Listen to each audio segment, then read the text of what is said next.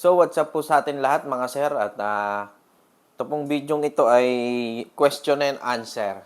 So, dati nakapag-video na ako ng ganito pero sa mga maraming katanungan, so sagutin natin yung mga tanong, no? Kalimitan mga tanong ng mga first timer. So, unang tanong, Boss Kel, yung monotype magandang klase na din ba? Ilang years tinatagal yan? So, yung unang tanong ay kung magandang klase daw ba yung monotype natin. So, wala naman tayong to pay na ino-offer sa mga customer natin na low quality. Kasi, pag low quality kasi, kagaya ng mga synthetic ang buhok, ay yung business din natin na masisira. So, kaya ino-offer talaga natin kahit na mas mababa yung price niya, at the same time, quality pa rin. So, yung monotype natin ay quality po yun mga sir. Gawa po yun sa high quality materials. So, yung human hair niya ay 100% real human hair. So, marami na rin nakapag-prove niyan. Ilang years tinatagal. So, ang tupay natin sir, ang lifespan talaga ng ating tupay ay 1 year. So, kung maaalagaan natin talaga, pwede siyang umabot ng hanggang 2 taon. So, 1 to 2 years talaga yung lifespan ng tupay. So, may mga nagsasabi na tumatagal ng 3 taon. Huwag po kayong maniniwala doon kasi ang lifespan lang talaga ng tupay natin, kahit maganda ang materials, no? Hanggang doon lang talaga. Pero na lang kung maaalagaan talaga natin, lalagpas siya ng 1 taon, 1 to 2 years. So, may mga customer naman na okay na sa kanila yung 1 taon, kaysa gumastos sila ng ganito sa mga hair grower, etc. etc. Mas nakakatipid pa rin sila. So, 1 to 2 years po yung lifespan ng tupay natin. Basta maaalagaan nyo po ng mabuti. So, may mga pag-aalaga naman tayong tinuturo, no? So, kung hindi umabot ng 1 taon, so normal lang yun, lalo na pagka first timer ka. Kasi pag first timer, kahit na tinuruan natin, ay ganun talaga, meron talaga yung trial and error. May ganyan tayong nangyayari talaga. Kahit anong bagay, basta sa una natin ginawa, ay merong trial and error. So, next question. Next question, good afternoon po, Sir Michael. Yung sinasabi po nyong keratin conditioner, everyday use, sinasabay po sa pagligo everyday. So, ang conditioner natin mga sir, ina-advise natin sa ating mga client na everyday gamitin. Kapag ka, kapag ka naliligo, no? So, yun ang ina-apply natin everyday. Then, twice a week or once a week yung shampoo. Depende case to case basis yung shampoo sa paggamit, ano. Pwedeng gamitin mo to every other day, yung shampoo, kung ikaw ay medyo na-expose sa pollution, sa labas, no. Madalas na dudumihan yung tupay. So, ina-advise natin mag-shampoo every other day. Pero not every day. Kasi medyo harsh kasi yung shampoo sa tupay. Kasi yung shampoo medyo malakas makapag-dry. Pero normally naman talaga, yung ating tupay ay dry talaga, no? Dry talaga tingnan. Kahit may mga buhok talaga na ganyan, kahit na nakadikit sa scalp, kung mapapansin nyo, mapagmasid kayo, yung buhok talaga kahit original na nasa scalp, dry talaga tingnan.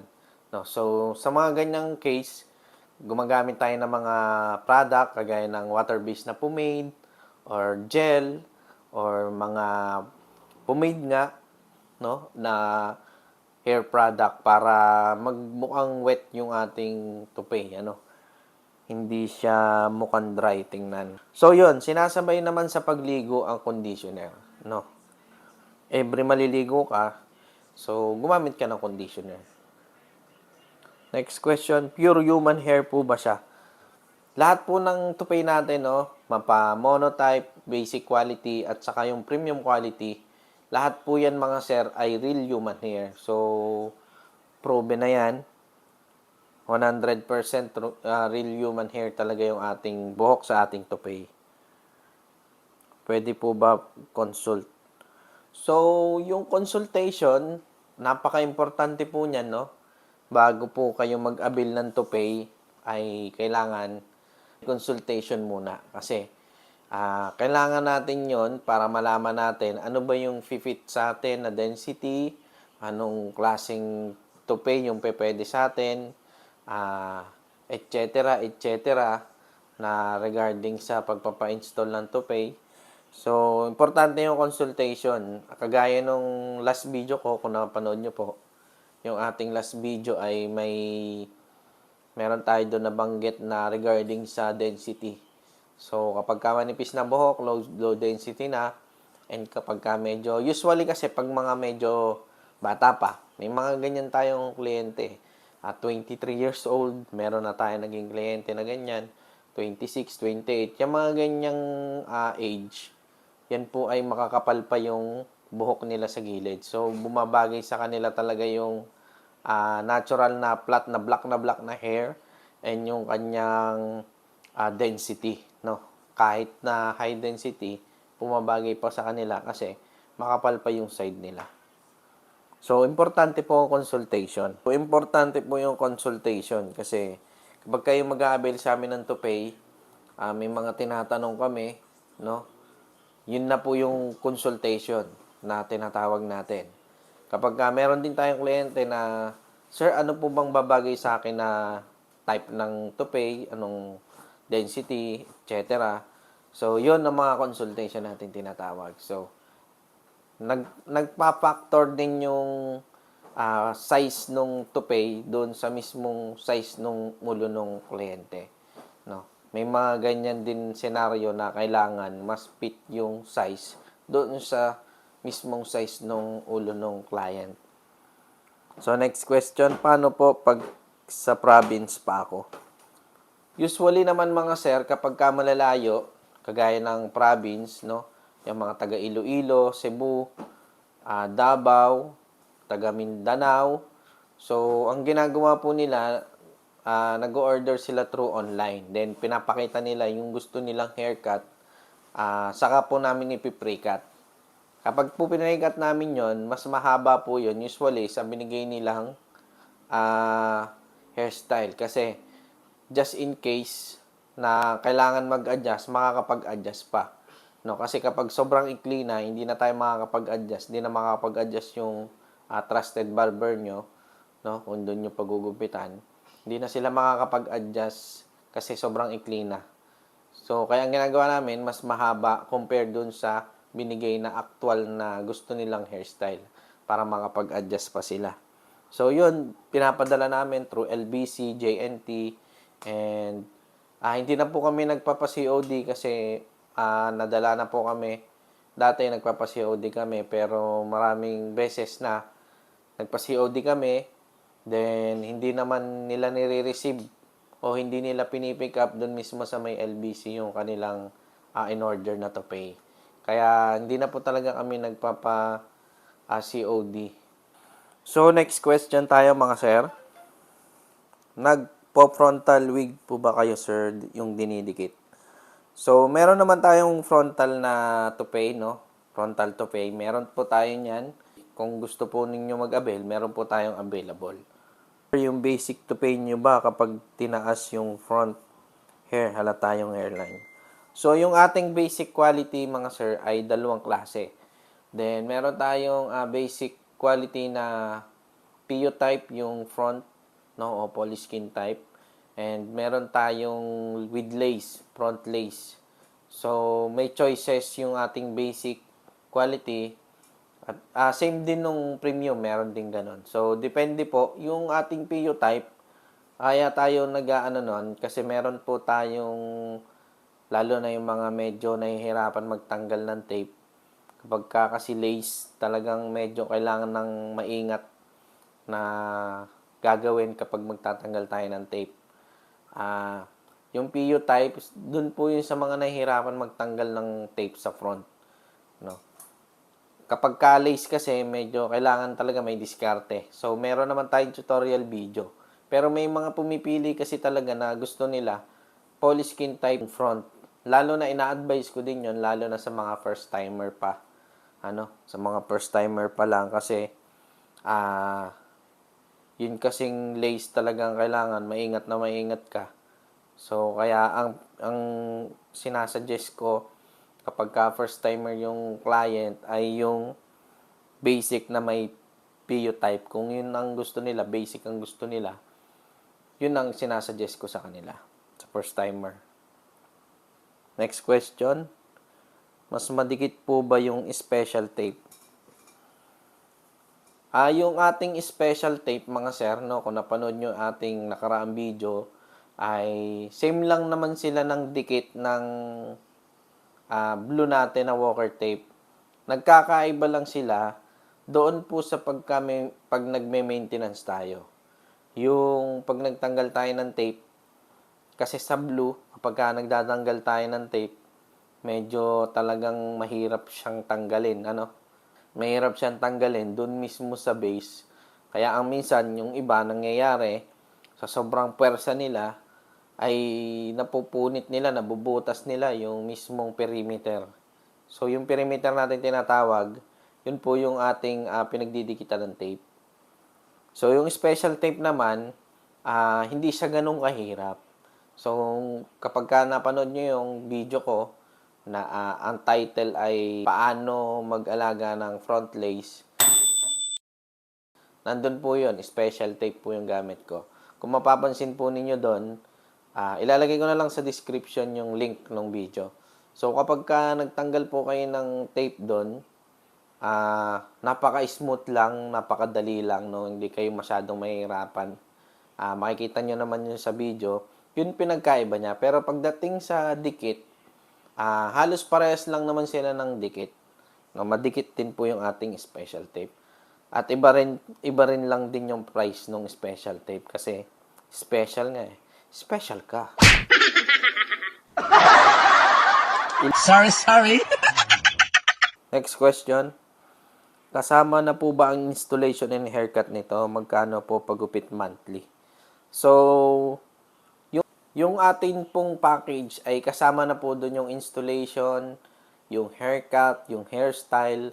Meron na din pong free na tape na isang walker tape na naka-roll, yung 1 inches and 3 yards. Meron na po tayo nun free na isa and meron na din pong isang free na remover.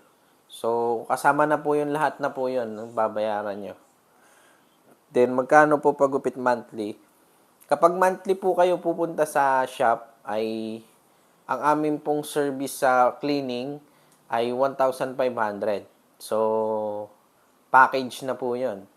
Kasama na po dun yung cleaning ng inyong scalp, cleaning ng inyong toupee, treatment ng inyong toupee, yung mismong buhok nyo, tinitreatment po namin yan. And meron na din po tayong scalp treatment. So, shampoo, no? Kasama na po yon. Kasama na din po yung gupit o yung haircut o mas tinatawag natin na blending. Kasi ang gugupitin lang natin doon mga sir ay yung side lang. So, yung toupee hindi na. Kasi i-blending natin yung mismong toupee mo doon sa mismong side mo na buhok.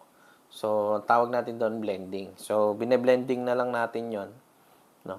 Meron kasing mga, lalo na yung mga kliyente ko nagpapa-cleaning sa akin, nagpapa-haircut once a month, no? 2 times a month, nagpapa-cleaning, nagpapa-blending. Ang minsan nag-try sila sa iba, magpagupit sa iba, nadadamage yung toupee nila or hindi nila nabe-blending ng tama yung toupee mismo doon sa mismong original na buhok nila. Doon sila masyado nagkakaproblema. So, kaya ang ginagawa nila, nagpupunta na lang sa shop, no, once a month, twice a month, para magpa-cleaning, etc., magpa-scalp treatment, magpa-blending. So, yun po, magkano pagupit monthly? Yun nga po, 1,500. Package na po yun. Next question, hello po. Magkakano po yung service po nyo? So, ang service po namin, kung gusto nyo home service, kapag NCR po, may additional po yun na 2,500.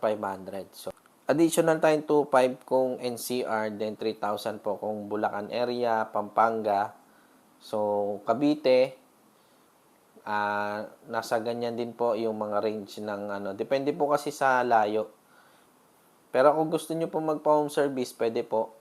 And meron naman tayong sineset na caravan, no, sa iba't ibang lugar dito sa Luzon. Meron tayong sineset na caravan. So itong ang darating na week sa November 16 and 17, nandyan po tayo sa Cavite and Batangas. So kapag gano'n naman mga sir, pagka may caravan naman tayong service, wala na po kayong babayaran, pera po doon sa mismong hotel. Yun naman po yung dinidivide namin, no, sa hotel. 500 na lang po yung i-add nyo doon po sa mismong package na mapipili po ninyo. So, yung 500 po nun para sa transparency, yun po ay para sa hotel. So, yun lang naman ang inyong babayaran mga sir. Wala na kayong ibang babayaran na charge. Hindi ba halata brush up, sir? So, ang brush up naman natin mga sir, hindi naman siya halata, no? Wag lang yung masyadong tutok na as in naka-zoom. So, makikita yun. Kahit na ang gamit mo ay yung pinakamanipis na tupay, makikita po yan mga sir. Kasi iba yung itsura talaga nung natural na hairline kesa doon sa hairline na may tupay. So, to be honest with you mga sir, yung ating PO type na tupay ay 95% yung looking natural niya. And yung ating lace is 99%. So parang safeguard mga sir, ano? 99% di pa natanggal yung 1%, no? So, kasi yung ating tupay mga sir is tupay. May materials talaga na nakapatong sa ulo natin. Kaya hindi natin pwedeng sabihin na 100% na looking natural. Mahirap naman kasing sabihin natin 100%, pero hindi naman talaga ganun yun, no? Para maging honest po ako sa inyo. So, yun. Bahala po kayo, maniniwala kayo, hindi. So, next question. Pero sir, di ba mahirap ikabit yung tape sa front lace, sir? Didikit ba ang tape sa front lace, sir, o kailangan pa ng glue para sa front lace? So, di na po natin kailangan ng glue kung meron na po tayong tape, no? And hindi rin po ako nag-a-advise ng glue kasi ilang beses ko na pong na-try gamitin ng glue. So, based on my own experience, hindi naman siya, medyo mahirap siyang i-maintain. Kapag ka nag-cleaning ka, napakahirap mag-cleaning.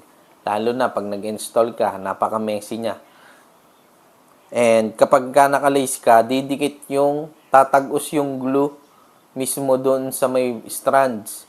Kaya ang nangyayari, yung strands mo sa front mo, mauubos dahil pag nag-cleaning ka na, sasama na doon yun sa may glue, yung strands.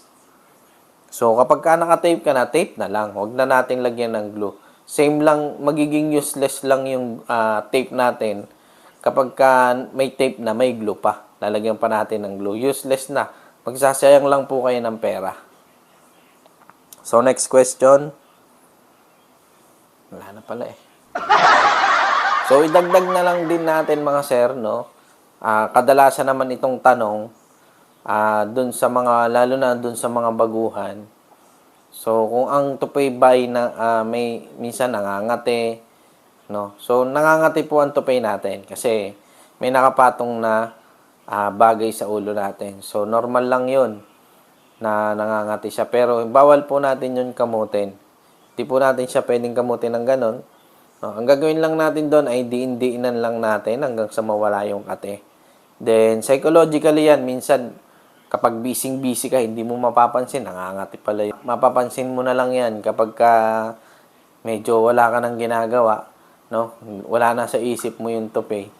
Kumbaga, parang naging normal na sa iyo yung pagsusuot ng tope. Hindi mo na siya masasabi na nangangati or what. So, ganun lang naman mga sir. Then, bawal na bawal po tayong suklay ng pinong-pinong suklay. No? Kailangan medyo wide yung ating ginagamit na suklay para sa tupay natin. And meron din tayong mga sir na binibigay sa kliyente natin na pang-maintain pang-treatment ng hair strands. Yun yung ating keratin treatment na ino-offer sa ating mga kliyente kapag gusto nila medyo maalagaan yung hair strands ng kanilang buhok. So, marami na rin nagawin niya na ating mga kliyente na din, datihan na. And yun pa rin ang ginagamit nila kasi nagustuhan nila sapagkat yung kanyang hair strands ng kanyang toupee ay napapanatili niya yung lambot, yung bounce, yung shiny. So, yan, napapanatili niya yan.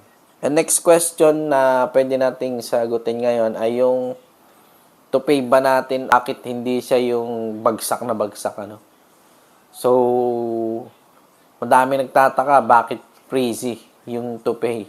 So, regarding dyan mga sir, depende po kasi yan sa density. Kapag sobrang taas ng density, ay talagang kapag hinawakan mo yung toupee mo, parang matigas. No?